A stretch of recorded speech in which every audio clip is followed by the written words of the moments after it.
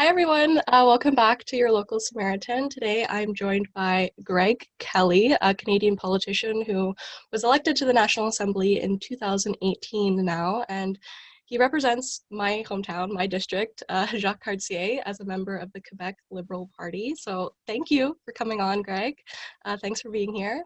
I originally contacted you because your speech in Parliament on this issue was so moving, and I had saw it on the news, and I really wanted to get further insight from you on this subject, because someone who is so vulnerable and dying in the face of racial slurs in a hospital where you go to feel safe and to get better, I can't imagine a situation like this, the impact it must have on Indigenous communities.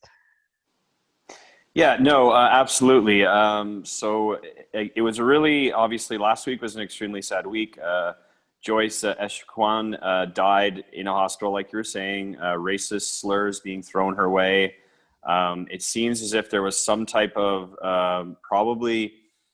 maybe some medical practice that took place, that they were giving her the wrong type of drug to treat the problem that she had. But nonetheless, there was somebody who died in a Quebec institution in the hands of doctors and nurses, people who are supposed to protect us and take care of us. It was totally and completely unacceptable. And in the wake of so many things that have taken place in this country, in terms of issues that have been with Indigenous people, whether it's in Quebec or across Canada, it's clear that there's a lot of people who are frustrated, Indigenous people themselves, but also I think a lot of Canadians and Quebecers who expect better from their government. So I got up in the House. My role is I'm the critic responsible for relations with Indigenous peoples. And I got up and I asked for justice for Joyce. And, that was the least I could do on my part as a parliamentarian and in my role, is to ask the questions to the government and try to see if they would answer them. And some things have been answered, but there's still lots and lots of work to be done before there's actual justice for Joyce. I agree. And the video that Joyce captured on Facebook, the Facebook Live Mm-hmm. video, it was extremely hard to watch, Yeah. but it's raw and it really showed us what happened firsthand. And the words being heard are unacceptable, and it's quite frankly blatant discrimination, in my opinion. But putting into consideration that we're in a pandemic right now and we have to obey certain safety regulations, what do you think should be taking place in reaction to this incident? Well, there is a pandemic, and of course that's at front and center of government, but it doesn't mean that the rest of the government's not working, right? And I think that at least in this case, in the hospital of Joliet, things that could change very quickly. One would be to change the attitudes at the hospital, or at least have the people who make all the decisions at the hospital have more input from the community, would be to name an Atikamekw member agreed upon by the community at Manawan to sit on the board of directors of the hospital. I think that would be one thing. So at least when all decisions are being made, the community is being taken into consideration. And there's also a local health board for Ladino-Zier, which is the entire region. There's one in our area too for the West Island. There's 16 across the entire province that basically administer all the healthcare services on a territory. So I think for Ladino-Zier, it would be pretty good or pretty wise of them on their board of directors too, to include a member from each Atikamekw community. There's three of them, Manawan, Wimotasi, and also Obijuan, to have one member from the community sit on that board so that they can make sure that when there are healthcare decisions being made in their area, the community is consulted, the community has the ability to have its input, in a major institution in the region. And I think that will go a long way to providing the people who run these hospitals, clinics, etc. It will go a long way to helping them change attitudes and to have a better idea of what's going on exactly in their hospitals. And they'll get the feedback. People say, this person got treated in this manner in this hospital, you have to fix it. So I think a lot of that is the treatment of patients, the treatment of users of the system have to have a stronger voice within the institutions. Yeah, I agree And that 100%. can be done during a pandemic, like that. There's a lot of civil servants right now who are not working on the pandemic, who could be working on these things. So I don't really buy the excuse that there's a pandemic, we can't do anything, because there's people who work on this. That's their job. That's their responsibility. So those people need to make changes, and it can be done. We're all dealing with COVID. We're all tired of COVID, but we all have to keep just also doing our other parts of our life and keep living with COVID and moving forward. There you go. Took the words right out of my mouth. So there's tons of resources for everyone. And Yep. moving on a bit, changing subject just a Sure. tiny bit. The incident happened days before Orange Shirt Day, which I'm sure you're familiar with. Yep. And the residential school story was never in my curriculum. I don't know about you, but I personally never learned about it in school. And it's a shame that I had to take it upon myself in college to learn about the subject. And I hope things will change. I hope schools would start to implement this in their studies. We all have a responsibility to teach the Yep. truth, good or bad. So, how would you go about ensuring that this history would be taught in schools and educate for future generations? Yeah, I think there's a few solutions that are already on the table that were indicated in the Vienne Commission, which was a report that was done to look at the relations between Quebec's Indigenous people and the Quebec government. And there are recommendations in there that the Ministry of Education should modify the history curriculum or the curriculum in general for students, primary and secondary. I think that would go a long way if there was a course that was dedicated to more Indigenous knowledge. Second thing that I think would be extremely interesting and beneficial is that if we could find more ways to have Indigenous communities involved in our schools, and some of this can be done locally and is already being done, but maybe if kids could go to, if it's a local powwow or a local community event, or have an elder or have a chief come into their classroom to talk a little about their Indigenous realities and what it's like, the history. I think those types of things would go a long way. And there are things that can be done. And like I said, there are school boards and schools that for sure do take advantage of it. But there's always room to expand on those types of initiatives. So I think that's the biggest thing. And the changing the history curriculum will also go a long way to fighting racism, because we'll have a better understanding of where people are coming from. Samara, there's so many things we could go down about the Indian Act, of what it did at the beginning. Mm-hmm. Just, if we knew a little bit more about that knowledge too, Indigenous people only got the right to vote in 1960. A lot Yeah. of Indigenous people had their rights stripped if they, especially were women who married a non-Indigenous man. They were no longer Indigenous. Neither were their children. Their land was taken from them. You can go down the list. They weren't allowed to go to bars with white people. They weren't able to congregate and have political activities.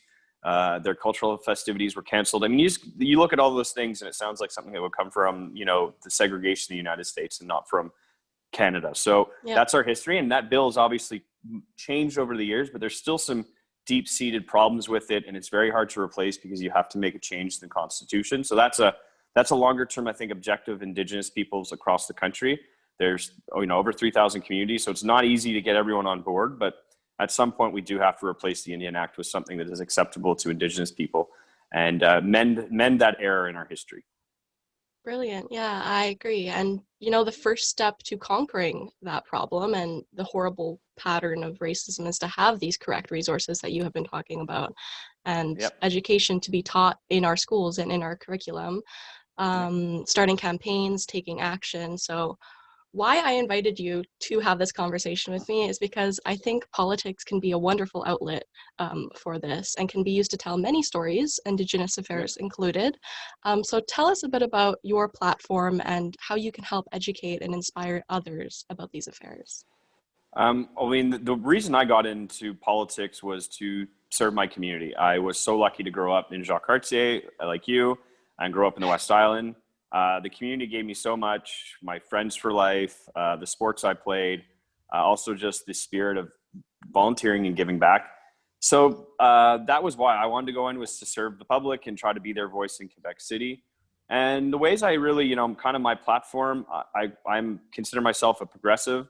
I really want to do my best to advance, yes, whether it be some of the issues that touch some of the most vulnerable people in our society, whether it's Indigenous relations, whether it's the poorest people in our society who rely on having to once in a while, yes, sleep in a shelter or have to go to a food bank, make sure that those places are as well funded as possible and supported as best as possible by government.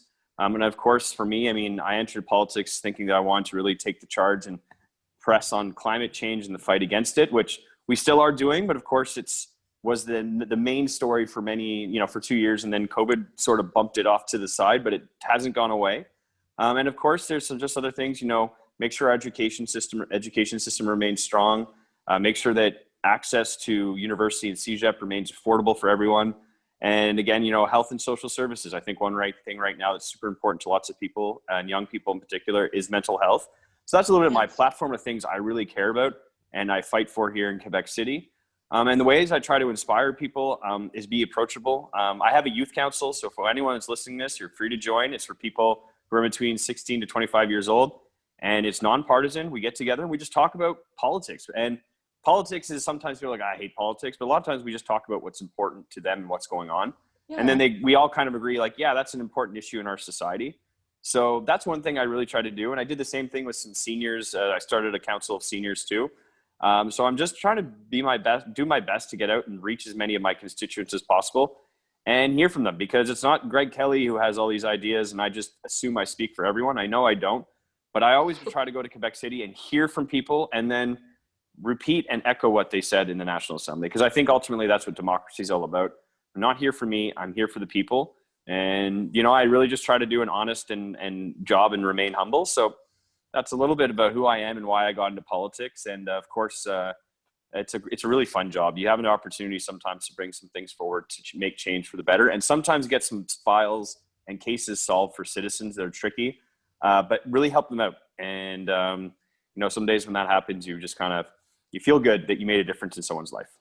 Yeah, that's amazing. I've always viewed politics as an artist on the outside. I've always viewed it as kind of a willingness to change and constantly Yeah. progressing and Yeah. understanding and learning. So that's great. Yeah. The pandemic itself has coincidentally coincided with a lot of social justice movements. Justice for Joyce being one of them. What do all of these surges or calls of action mean to you as a leader of the community? Um, I think that, again, it just goes to show that we're sort of coming at a point where maybe we're not moving as quickly forward as a society as we need to be. And in a pandemic setting, again, it's not an excuse. We have to answer the needs of the Black Lives Movement put together some very concrete ideas of how they think things could change for the better for them. Same for Justice for Joyce. We've heard a lot about how things could progress for Indigenous people. But I think also right now we're just sort of in a troubling time. And it's a government who, at its starting point, presented a Bill 21, which had to have clauses in there to make sure that the Canadian Constitution wouldn't strike it down, because it clearly discriminates against some people based on the rights that exist. There's been some other issues too of how this government has looked towards the English-speaking community and kind of treated them as the others. So I think that frustration sort of boiled over, and I think right now people too have a lot of probably more time on their hands and that doesn't mean that movements happen, but I think people are paying attention a lot more right now because their daily Mm-hmm. lives might be a little bit slower. So the average person who maybe would not tune in as much just because life is busy, maybe has a little bit more time to, I'm going to watch that video on Instagram and I'm going to learn a little bit more and I'm going to stand up. I don't think this is right. So I think that kind of explains, obviously there were terrible events that launched this, but then the movements that followed and the pressure that was put on governments to act, I think that comes from the people who really are demanding change and paying very close attention to what's going on in their society and asking for Quebec to be a more welcoming and inclusive place for everyone. Mm-hmm. Yeah, that's great. I agree. I feel like this time, if anything, it's really a reflection on some of the things Yep. that really truly matter. It's given us time to think about a lot of things. Yep. So at your local Samaritan, my goal is to teach others the importance of kindness, like I had mentioned to you at the beginning, and empathy and generosity in our day-to-day lives. And I think true change can come from those things. Yep. Reconciliation through kindness, through healing, through education, listening, willingness to change again. So, why do you think kindness is so important, especially in a situation like this? Well, I think we have to be kind. And the advice I will give to everyone who's listening, one of the easiest ways to be kind is to listen. But also, every single person you meet in your life will teach you something, for better or for worse. So always have your ears open. Nobody has all the knowledge in the world. Keep your mind open and be kind, and be polite. And you'll get a long way if you do that. So that's just kind of, I guess, right now, how we can make a difference. Patience, listening, but then taking action, which won't come overnight, but is a longer struggle, and keeping at it and being persistent. So those are a few tips I give to the good Samaritans who are watching our video. Great. Thank you so much. This was such a Hey, insightful interview. for sure, and I'd be happy to come back on anytime. Oh, lovely. Thank you also so much for everything you do for my community, Oh, Jacques-Cartier. no problem. And just a final note for everyone out there, and I'll address because I'm guessing a lot of your listeners are a bit younger. I know we all have a little bit of COVID fatigue, but let's just remain careful, right? I mean, wear your mask, social distance. For the moment, it's tough. We can't go hang out with a friend at a restaurant or a bar, but listen to the government regulations because we don't want, our grandparents getting sick. We don't want our friends' grandparents getting sick because the virus really does affect them, and it could have risks for you too. So just everyone remain vigilant. I know it's tiresome to hear that, but the basics that got us through the first wave will get us through the second wave. And just don't rest on your laurels. Remain responsible, and then we'll be able to get back together and have ourselves a beer or a glass of wine or a cup of coffee with a There friend. you So go. keep that in mind, everyone, and have a happy Thanksgiving, and just be safe. Yeah, happy Thanksgiving, everyone. Remember to spread kindness today and always, and stay safe. Bye, Bye. everyone.